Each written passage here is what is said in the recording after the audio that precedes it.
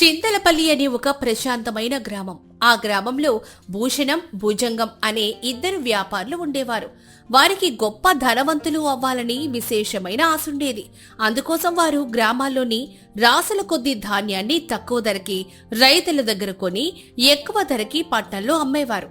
కానీ ఈ మధ్యకాలంలో వారి ధాన్య వ్యాపారంలో తలనొప్పి మొదలైంది. ఒక ఉదయం భూషణం, భుజంగం తమ వ్యాపార కార్యాలయంలో కూర్చొని ఇలా మాట్లాడుతూ ఉన్నారు.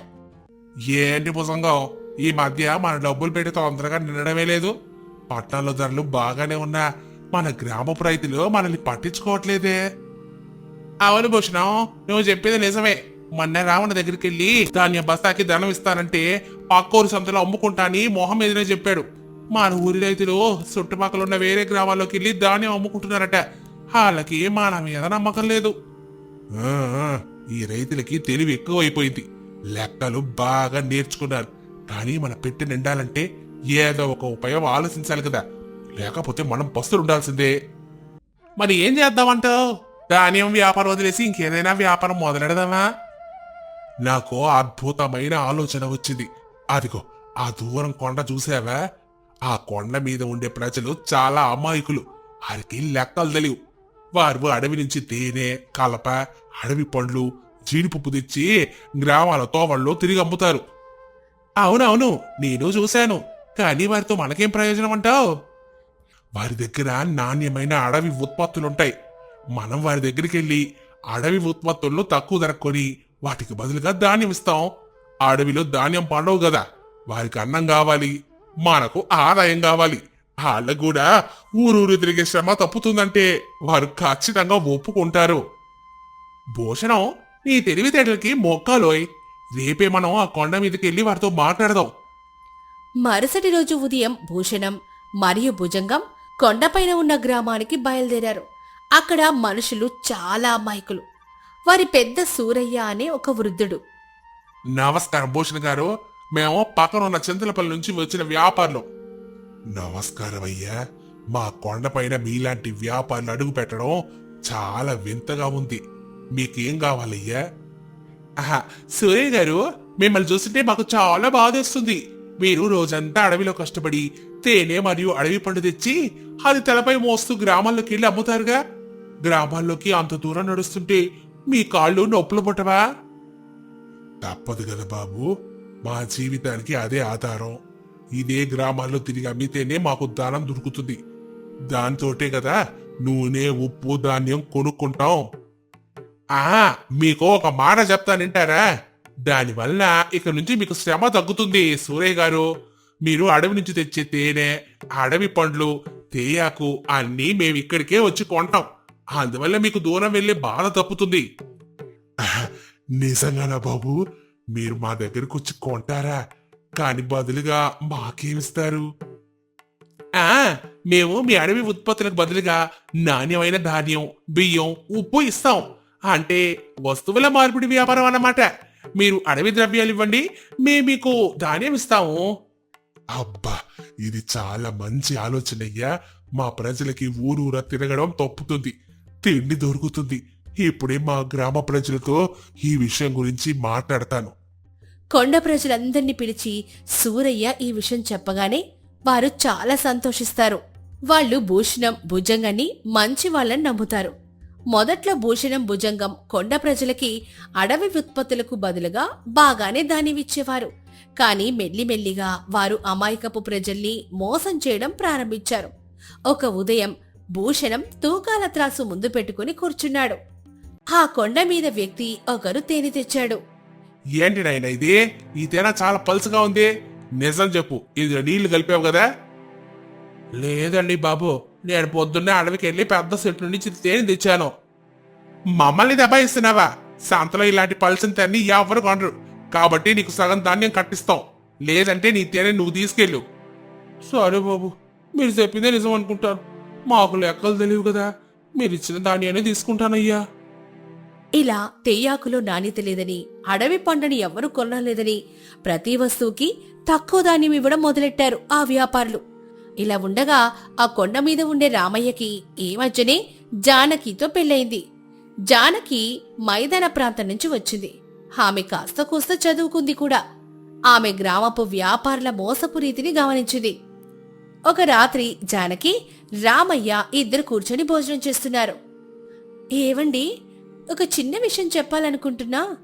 ఈరోజు మీరు తెచ్చిన ధాన్యం బస్తా చాలా చిన్నదిగా ఉంది. కాని మీరు తీసుకెళ్లిన తేనెకుండ చాలా పెద్దది కదా, అలా ఎందుకుంది? అవును జానకి, ఈ మధ్య గ్రామాల్లో తేనెకి ధరలు తగ్గిపోయాట. అందుకే తక్కువ ధాన్యం ఇస్తున్నామని భూషణం భుజంగం చెప్పారు. వాళ్ళు మనల్ని మోసం చేస్తున్నారండి. నేను మైదాన ప్రాంతాల్లో ఉన్నప్పుడు చూశాను. అడవి తేనెకి బయట మంచి ధర ఉంటుంది. నువ్వు అమాయకురాలు విజయానికి. భూషణ భుజంగం గారు చాలా మంచోరు. వారు మన దగ్గరకు వచ్చి ధాన్యం ఇవ్వకపోతే మేము ఆకలితో పోవాలి. వారి మీద నిందలేకు. నేను నిందలేయడం లేదండి, నిజం చెప్తున్నాను. వారు మీ అమాయకత్వాన్ని ధనంగా మార్చుకుంటున్నారు. మీరు తూకం వేసేటప్పుడు వారి త్రాసుని గమనించారా? మాకు తూకాలు లెక్కలు రావు జానకి. మా పెద్దలు చెప్పిందే మేము వింటాం. నీలాంటి వాళ్ళు చదువుకున్నారు కాబట్టి అన్ని సంత విషయాల మీద సందేహాలు పడుతున్నారు. కేవలం మాటలతో చెప్తే ఈ ప్రజలు నమ్మరని జానకికి అర్థమైంది. వారికి అక్షరాలు లెక్కలు తెలియాలని ఆమె అనుకునింది. కొన్ని రోజుల తర్వాత భూషణం భుజంగం కొండ మీదకొచ్చారు. ఈసారి వారు కొండ ప్రజలకి ధనం అప్పుగా ఇవ్వడానికి వచ్చారు. సూరయ్య గారు, మీ కూతురు పెళ్లి కోసం డబ్బు కావాలని విన్నాం. మేం మీకు ధనం అప్పుగా ఇస్తాం. ప్రతి 100 రూపాయలకి 30 రూపాయల వడ్డీ ఇస్తే చాలు. 30 రూపాయల వడ్డీయా? అయ్యా, మాకది చాలా ఎక్కువ అనిపిస్తోంది. కష్టకాలంలో ధనం ఇస్తుంటే వడ్డీ ఎక్కువ అంటారా? మేము మంచి వాళ్ళం కాబట్టి ఎలాంటి పత్రాలు లేకుండా మీకు డబ్బులు అప్పుగా ఇద్దామని అనుకుంటున్నాం. అప్పుడే జానకి అక్కడికొస్తుంది. ఆగండి సూరయ్య గారు, ఈ ధనం తీసుకోకండి. వాళ్ళు మిమ్మల్ని అప్పు పేరుతో మోసం చేస్తున్నారు. ఎవరు నువ్వు? మా వ్యాపారంలో నుంచుకుని మాట్లాడుతున్నావు? మమ్మల్నే మోసకాలంటావా? అసలు ఎవరు నువ్వు? ఈ గ్రామంలో నేను ఎప్పుడు చూడలేదే. నేను రావయ్య భార్యను, మైదాన ప్రాంతం నుంచి వచ్చిందాన్ని. భూషణం గారు, మీరు 100 రూపాయలకి 30 రూపాయలు వడ్డీ కడుతున్నారు. అంటే 2 మాసాల్లో మీ వడ్డీ ధనం అసలు ధనం కంటే ఎక్కువ అవుతుంది. మీరిక్కడ ప్రజల్ని మోసం చేస్తున్నారు. సూరయ్య, ఈ పిల్ల లెక్కలు తెలియక మాట్లాడుతోంది. ఈ మాటలు పట్టించుకోకండి. నాకు లెక్కలు బాగా తెలుసండి. సూరయ్య గారు, మీరు తెచ్చే తేనెకి పట్నంలో 1000 రూపాయల బియ్యం ధరుంది. కాని వారు మీకు 100 రూపాయల బియ్యం బస్తా ఇస్తున్నారు. అంటే మీ కష్టాన్ని వారు దోచుకుపోతున్నారు. మాకు మీ ధనం వద్దు, మీ బియ్యం వద్దు. జానకి, నువ్వు చెప్పేది నిజమా? అవును సూరయ్య గారు, వీళ్ళు మనందరినీ మోసం చేస్తున్నారు. కావాలంటే మీరు సంతలో మన తేనె ధర తెలుసుకోండి. మనకి చదువు లేకపోవడం వల్లే కదా మనల్ని వీళ్ళు మోసం చేయగలుగుతున్నారు. భూషణం భుజంగం ఇక ఏం మాట్లాడలేక కోపంగా కొండపై నుంచి వెళ్ళిపోయారు. జానకి ఆ రోజు నుంచి కొండపై ఉన్న ప్రజలకి లెక్కలు నేర్పడం మొదలుపెట్టింది. సూరయ్య గారు, ఇదిగో చూడండి. ఇది 1, ఇది 2, అలాగే ఇది 3. మనం త్రాసుని చూసేటప్పుడు ఎప్పుడూ ఆ ముళ్ళు మధ్యలోనే ఉండాలి. అప్పుడే తూకం సమానంగా ఉంది అని అర్థం. జానకి, ఈ చిన్న సంఖ్యలు మా జీవితాన్ని ఎలా మారుస్తాయి? ఈ సంఖ్యలే మీ జీవితానికి బలమండి. ఉదాహరణకి ఒక బరువుకి గ్రామపు ధరలో 100 రూపాయలుంటుందనుకుందాం. అంటే 10 బరువులకి 1000 రూపాయలు కావాలి. కానీ వ్యాపారి నీకు 500 రూపాయల ధాన్యం మాత్రమే ఇస్తున్నాడు. అవునా జానకి, నాకు ఇప్పుడే అర్థమైంది. ఈ లెక్క ప్రకారం మొన్న నేను తెచ్చిన కలపకి వారు సగమే ధాన్యం ఇచ్చారు. నేను అమాయకుడి కాబట్టి వారు అలా చేశారు. జానకి, నీ చదువు మా కళ్ళు తెరిపిస్తోందమ్మా. మేము రోజు ఇక్కడే కూర్చొని లెక్కలు నేర్చుకుంటాం. కొండ ప్రజలందరూ చాలా ఆసక్తిగా లెక్కలు, అక్షరాలు నేర్చుకున్నారు. తమ ధాన్యం బరువు, తేనె బరువు, రూకల లెక్కలు అన్ని తామే లెక్క కట్టే స్థాయికొచ్చేశారు. కొన్ని వారాల తర్వాత భూషణం భుజంగం తమ బండ్లతో కొండపైన అడుగుపెట్టారు. సూరయ్య గారు, ధాన్యం బస్తాలు వచ్చాయి. మీ తేనె, తేయాకు, కలప అన్ని ఇస్తే మేం ధాన్యం ఇస్తాం. ఆగండి భూషణం గారు, ఈసారి త్రాసు మా దగ్గర కూడా ఉంది. మా తేయాకు బరువుకి మా లెక్క ప్రకారం 30 బస్తాల ధాన్యం రావాలి. మీరంత ధాన్యం ఇస్తారా? 30 బస్తాలా? మీరెప్పటి నుంచి లెక్కలు మాట్లాడుతున్నారు? మేము ఇప్పుడు అమాయకులం కాదయ్యా. ఇప్పుడు కొండ మీద ప్రజలకి చదువు వచ్చింది. మాకు సంఖ్యలు తెలుసు, తూకాలు తెలుసు. మా తెయ్యాకు నాణ్యత బాగుంది. దీనికి సంతలో ఉన్న ధరలు మాకిప్పుడు తెలుసు. ఈ చదువు చెప్పింది ఆ జానకి కదా. మీరు అడిగినంత ధాన్యం మేమివ్వలేం. మేము మీ అడవి ఉత్పత్తులను కొనం. వెళ్ళిపోతున్నాం. వెళ్ళిపోండి భూషణం గారు, మీ మోసపు వ్యాపారం కూడా ఇక్కడింక చెల్లదు. భూషణం భుజంగం కోపంగా కొండపై నుంచి వెళ్ళిపోయారు. కొండ ప్రజలు తమ ఉత్పత్తులను అమ్మడానికి పెద్ద సంతకి వెళ్లారు. కాని భూషణం భుజంగం అక్కడ కూడా తమ కుట్రల్ని మొదలుపెట్టారు. సంతలో ఉన్న వేరే వ్యాపారులకి ధనమిచ్చి కొండ ప్రజల దగ్గర ఎవరూ అడవి ఉత్పత్తులను కొనకూడదని ఇబ్బంది పెట్టాడు. రామయ్య, సూరయ్య సంతలో కూర్చొనున్నారు. కాని ఎవరూ వారి దగ్గరికి రావడమే లేదు. జానకి, సంతలో ఎవరూ మన తేనె కొనడం లేదు. ఈ భూషణం వ్యాపారాలను భయపడుతున్నాడంట. ఇప్పుడు మన శ్రమ వృధా అయిపోతుందా? లేదండి, మీరు భయపడకండి. వారు వ్యాపారులైతే మనం ఉత్పత్తిదారులం. మనమే ఒక సహకార సంఘంగా ఏర్పడదాం.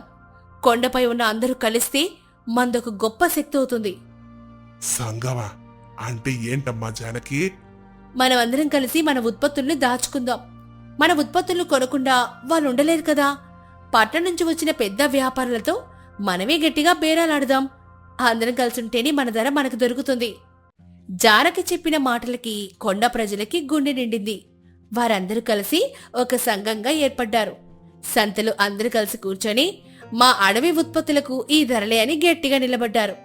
పెద్ద వ్యాపారి ఒకడు అడవి ఉత్పత్తుల నాణ్యత చూసి జానకి దగ్గరికి వచ్చాడు. అమ్మా, మీ అడవి తేనె చాలా స్వచ్ఛమైంది. మేము దీనికి మీరు అడిగేదానే ఇస్తాం. చాలా సంతోషమయ్యా. మా సంఘం అందరి దగ్గర నాణ్యమైన సరుకుంది. మీరు కొండ ప్రజలకి తగిన ధనం, ధాన్యం ఇవ్వండి చాలు. జానకి తెలివి వలన భూషణం భుజంగం కుట్ర బద్దలైంది. వారి నాటకాలు, మోసపు వ్యాపారం ఇంకా చెల్లలేదు. జానకి తల్లి, నువ్వు మా గ్రామానికి వచ్చిన లక్ష్మీదేవి అమ్మా. మా అమాయకత్వాన్ని చదువుతోటి తొలగించవు. కొండ మీద చదువు మా బ్రతుకులకి గౌరవాన్ని తెచ్చింది. జానకి, నన్ను క్షమించు. నేను మొదట్లో నీ మాటలు నమ్మలేదు. చదువు ఎంత గొప్పదో నాకు ఇప్పుడే అర్థమైంది. నీ వల్ల మన ప్రజలందరూ ఇప్పుడు తలెత్తుకుని బ్రతుకుతున్నారు. ఏవండి, క్షమాపణలెందుకు? మన ప్రజలకి లెక్కలు నేర్పడం నా బాధ్యత. జానకి నేర్పిన చదువు కొండ మీద ఉన్న చీకటిని తొలగించి ఒక కొత్త ఉత్సాహాన్ని, జ్ఞానాన్ని ప్రసాదించింది.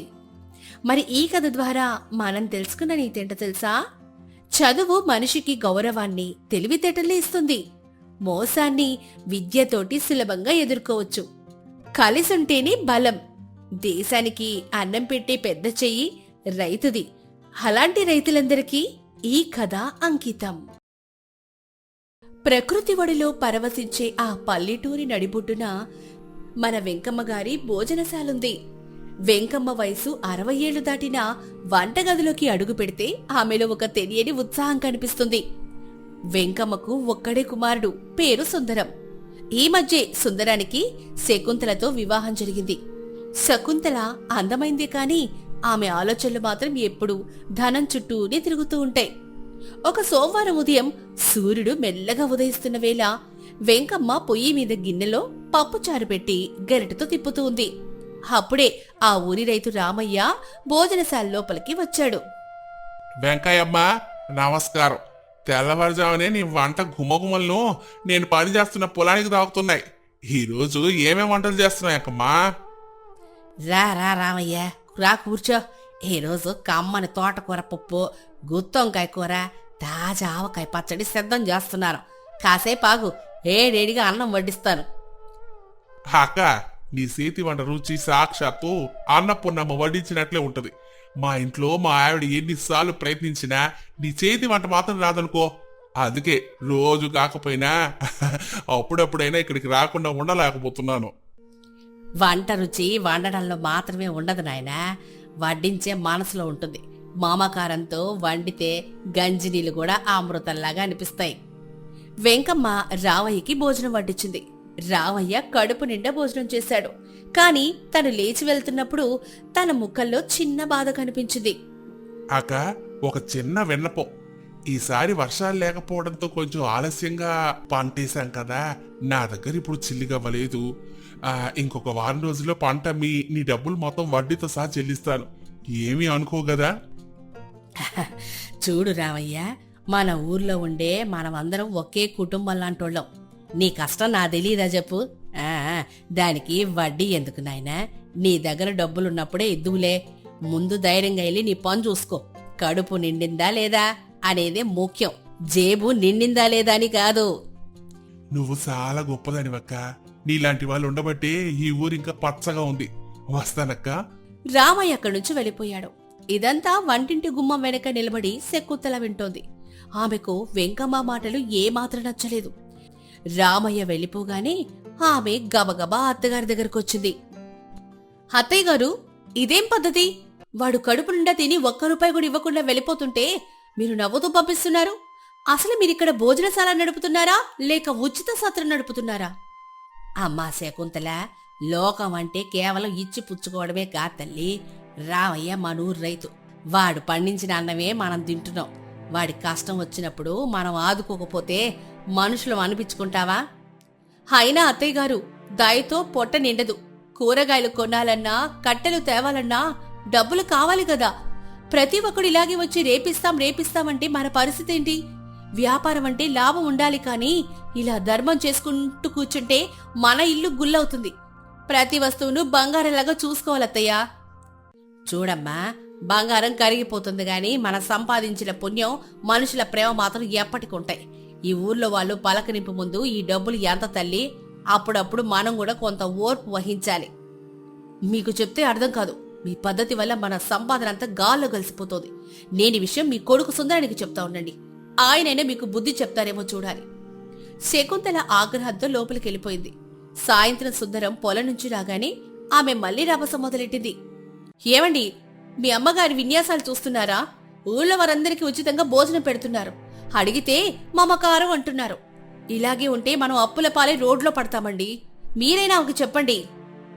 శకుంతల, మా అమ్మ గురించి నీకు తెలీదు. ఆవిడ ఈ భోజనశాల పెట్టింది డబ్బులు కూడబెట్టుకోవడానికి కాదు, నలుగురు ఆకలి తీర్చడానికి. అమ్మ చేసే పనిలో ఒక స్వచ్ఛత ఉంటుంది. అయినా ఆ వచ్చే వాళ్ళంతా మన ఊరి వాళ్లే కదా. ఊరి వాళ్ళైతే ఊరికే పెడతారా? మీ ఇద్దరు ఒకటే. తల్లి కొడుకులు కలిసి నన్ను పిచ్చిదాన్ని చేస్తున్నారు. నా మాట ఇక్కడ చెల్లదన్నమాట. సరే, రేపటి నుంచి నేను కూడా భోజనశాలకు వస్తాను. ఎవరైనా డబ్బులు ఇవ్వకపోతే నేను ఊరుకోను. శకుంతల పంతం చూసి వెంకమ్మకు ఒక ఉపాయం తోచింది. తన కోడలికి అనుభవపూర్వకంగా ఒక పాఠం నేర్పించాలని నిశ్చయించింది. మరుసటి రోజు ఉదయం శకుంతలతో కలిసి వెంకమ్మ భోజనశాలకు వచ్చింది. గల్లాపేట దగ్గర శకుంతల గంభీరంగా కూర్చుంది. వెంకమ్మ మాత్రం వంటింట్లో వంట చేస్తూ ఎప్పుడూ లేని విధంగా ఒక కొత్త నాటకాన్ని మొదలుపెట్టింది. ఒక ముసలి తాతయ్య వచ్చి భోజనం చేసిన తర్వాత వెంకమ్మ దగ్గరకొచ్చాడు. అమ్మా వెంకమ్మ, ఈరోజు భోజనం భలే ఉంది తల్లి. కానీ చిన్న ఇబ్బంది. నేను డబ్బులు తీసుకురావడం మర్చిపోయాను. రేపు మా మనవడితో పంపిస్తానులే తల్లి. ఏ తాత, ప్రతిరోజు ఇదే వరసేనా? రేపేం జరుగుతుందో ఎవరికి తెలుసు? ఇప్పుడే డబ్బులివ్వు, లేదంటే ఆ కంచం ఇక్కడే తోమేసెళ్ళు. నీకు ఉచితంగా పెట్టడానికి మాకిక్కడ సామాన్లేం ఉచితంగా రావట్లేదు. వెంకమ్మ అరుపులకి అక్కడ ఉన్నవారంతా నిర్ఘాంతపోయారు. శకుంతల మాత్రం అత్తయ్య మారిపోయిందని లోపలే మురిసిపోయింది. కాని ఆ తాతయ్య కళ్ళల్లో నీళ్లు తిరిగాయి. ఆయన తలదించుకుని తన దగ్గరున్న పాత గొడుగును అక్కడే పెట్టి, వెంకమ్మ, ఇదిగో ఇది ఉంచుకో. రేపు డబ్బులిచ్చి తీసుకెళ్తాను అని వెళ్ళిపోయాడు. చూసారా అత్తయ్య గారు, ఇప్పుడు చూడండి మన పెట్టె ఎలా నిండుతోందో. గట్టిగా అడిగితేనే జనం దారిలోకొస్తారు. అవునమ్మా, నువ్వే నిజం చెప్పావు. ప్రేమతో ఏం వస్తుంది చెప్పు? డబ్బే ముఖ్యం కదా. కాని రోజులు గడిచే కొద్దీ ఒక వింత జరగడం మొదలైంది. మునుపు సందడిగా ఉండే భోజనశాల ఇప్పుడు వెలవెలబోతోంది. వెంకమ్మ నోటి దురుసు భరించలేక, అవమానపడలేక ఊరి జనం వెంకమ్మ భోజనశాలకి రావడం తగ్గించేశారు. ఆకలి వేసినా సరే వెంకమ్మ దగ్గరకు వెళ్లడం కంటే గంజినీళ్లు త్రాగడమే మేలు అనుకుని ఉన్నారు. ఒకరోజు మధ్యాహ్నం సుందరం పొలం నుంచి నేరుగా భోజనశాలకొచ్చాడు. అక్కడ ఒక్కరు కూడా లేకపోవడం చూసి అతను ఆశ్చర్యపోయాడు. అమ్మా, ఇదేంటి? ఇంతకాలం ఊరంతా ఇక్కడే ఉన్నట్లు అనిపించేది. ఇప్పుడు ఒక్కరు కూడా ఇక్కడ కనిపించట్లేదేంటి? అసలు ఏమైంది? వంట చేయలేదా మీరు? చేసిన వంట అంతా అలాగే ఉంది నాయనా, కాని అమ్ముడే పోవడం లేదు. డబ్బులిచ్చేవారికి అన్నమని మీ శకుంతల చెప్పింది కదా.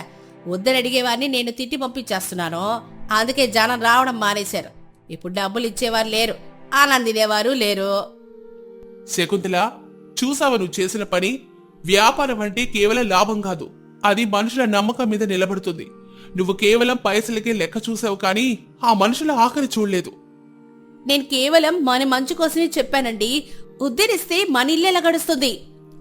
వారు మాట్లాడుకుంటూ ఉండగా బయట కొన్ని ఎడ్లు బండ్లొచ్చి ఆగాయి. అందులో నుంచి రామయ్య మరికొంతమంది రైతులు దిగారు. వారి చేతుల్లో డబ్బుల సంచులున్నాయి. రామయ్య నేరుగా లోపలికొచ్చి, అక్క, ఇదిగో చూడు, మా పంట చేతికొచ్చింది. ఇదిగో నీ పాత బాకీ మొత్తం, దాంతో పాటు మరి కొంత అదనంగా ఇస్తున్నాను. ఈ 3 నెలలు నువ్వు మాకు పెట్టిన అన్నం వల్లే మేము ఈ రోజు పొలంలో కష్టపడి ఈ పంటని పండించగలిగాం. అవును తల్లి, మా ఇంట్లో పొయ్యి వెలగని రోజుల్లో మా పిల్లల ఆకలి తీర్చిన దేవతవి నువ్వు. ఆ రోజు నువ్వు మమ్మల్ని డబ్బులు అడగకుండా అన్నం పెట్టావు కాబట్టి ఈ రోజు మేము నీ రుణం తీర్చుకోవడానికి వచ్చాం. మేం పండించిన ఈ ధాన్యంలో మొదటి భాగం నీకే తెచ్చావమ్మా. రైతుల మాటలు వింటుంటే శకుంతల గుండె తరుక్కుపోయింది. ఆమె కళ్ళ నుంచి ధారగా నీళ్లు రాలాయి. తన అత్తగారు ఇన్నాళ్ళు చేసిన సాయం ఈరోజు వడ్డీతో సహా ఎలా తిరిగొచ్చిందో ఆమె కళ్ళారా చూసింది. మనుషుల మధ్య ఉండే ఆత్మీయత, కృతజ్ఞతాభావం ముందు తన డబ్బు పిచ్చి ఎంత చిన్నదో ఆమెకు అర్థమైంది. రైతులు వెంకమ్మను సాక్షాత్తు దైవంలాగా గౌరవిస్తుంటే శకుంతల సిగ్గుతో తలదించుకుంది. రైతులు వెళ్లిపోయాక శకుంతల మెల్లగా వెంకమ్మ దగ్గరకు వెళ్ళింది. అత్తయ్య గారు, నన్ను క్షమించండి. నేను మనిషినే కాదు, కేవలం ధనపిచ్చి ఉన్న యంత్రాన్ని. మీరు మీ రైతులకు చూపించిన ఆ ప్రేమ ఈరోజు మన గల్లాపెట్టని ఎలా నింపిందో చూస్తుంటే నా కళ్ళు తెరుచుకున్నాయి. మీరు కష్టం ఎక్కడికి పోలేదు, అది మళ్ళీ మన దగ్గరికి 1000 రెట్లుగా తిరిగొచ్చింది. నేను ఎంతటి తప్పు చేశానో ఇప్పుడే తెలిసింది. అమ్మా శకుంతల, సంపాదన అనేది మన అవసరాలకు మాత్రమే తల్లి, కాని సంస్కారం అనేది మన పరువుకు, మన సంతృప్తికి. ఈ ఊరి జనం మనవాళ్ళేనమ్మా. వాళ్ళ కష్టం వస్తే మనం, మన కష్టం వస్తే వాళ్ళు. ఇదే పల్లెటూరి బంధం. డబ్బు ఈ రోజు ఉంటుంది, రేపు పోతుంది, కానీ ఈ రైతులు చూపించిన ప్రేమ మాత్రం తరతరాలకు మిగులుంటుంది. మీరు చెప్పింది నిజమే అత్తయ్య గారు. ఇక నుంచి నేను కూడా మీ దారిలోనే నడుస్తాను. ఇక్కడికొచ్చే ఎవరిని కూడా డబ్బుల కోసం నిలదీయను. ఆకలితో ఉన్నవాడి కడుపు నిండా తిని వెళ్తూ ఉంటే ఆ వచ్చే చిరునవ్వి మనకు అసలైన లాభం. ఆ రోజు నుంచి చందనగిరిలో మళ్లీ పాత రోజులొచ్చాయి. శకుంతల స్వయంగా వడ్డిస్తూ భోజనశాలకొచ్చే బాటసార్లను, రైతులను ఎంతో ప్రేమగా పలకరించడం మొదలుపెట్టింది. ఎవరైనా డబ్బులు లేవని చెప్తే, పర్వాలేదు నాయనా, మీ దగ్గరున్నప్పుడే ఇవ్వండి, ముందు భోజనం చేయండి అని నవ్వుతూ చెప్పేది. వెంకయ్యమ్మ గారితో పాటు శకుంతల కూడా ఊరి వారి మనసుల్లో స్థానం సంపాదించుకుంది. సుందరం కూడా తన భార్యలో వచ్చిన మార్పు చూసి ఎంతో సంతోషించాడు. మరి ఈ కథ ద్వారా మనం తెలుసుకున్న నీతేంటో తెలుసా? సంపాదన కంటే సంస్కారం గొప్పది. మనం చేసే సహాయం ఎన్నటికీ వృధా పోదు. అది ఏదో ఒక రూపంలో మనకు తిరిగి వస్తుంది. మనుషుల మధ్య ఉండే ప్రేమ మరియు నమ్మకమే నిజమైన ఆస్తి. వ్యాపారంలో లాభం కంటే లోక కళ్యాణం ముఖ్యమని భావించేవారు ఎప్పటికీ ఓడిపోరు.